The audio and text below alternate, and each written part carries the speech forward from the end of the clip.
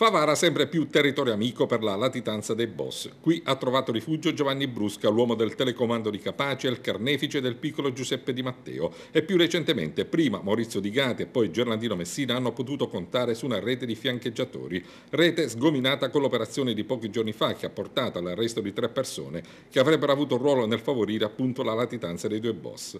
Altre 2 hanno scampato all'arresto grazie alla prescrizione del reato. Per loro il GP di Palermo, Maria Pino, aveva anche firmato il provvedimento di cattura lo scorso 5 giugno per poi revocarlo 7 giorni dopo, vale a dire 24 ore prima che scattasse il blitz. E altre 3 persone, sempre di Favara, sono state accusate di aver favorito la latitanza dei boss, ma il GIP ha respinto la richiesta di arresto.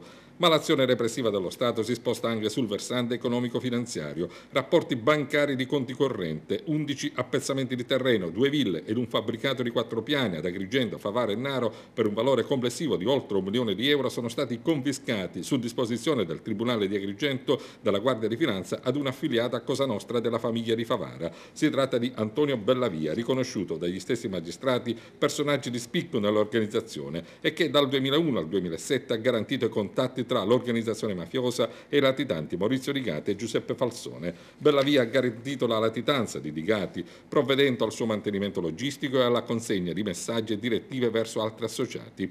E intanto la Corte d'Assise d'Appello di Palermo ha confermato 2 ergastoli per il boss Totò Riina e Bernardo Provenzano, nonché l'assoluzione per Pippo Calò, accusati di essere i mandanti della strage all'interno di un bar di San Giovanni Gemini, avvenuta nel 1981. Nel conflitto a fuoco persero la vita il capomandamento di Castronovo di Sicilia, Calogero Pizzuto, detto Gigino, e 2 avventori del bar, Michele Ciminisi e Vincenzo Romano. Secondo la procura, Pizzuto venne eliminato perché ritenuto vicino a Stefano Bontade e quindi come un avversario da parte dei corlonesi. Né in primo né in secondo grado è stata però dimostrata la partecipazione di Calò alla strage.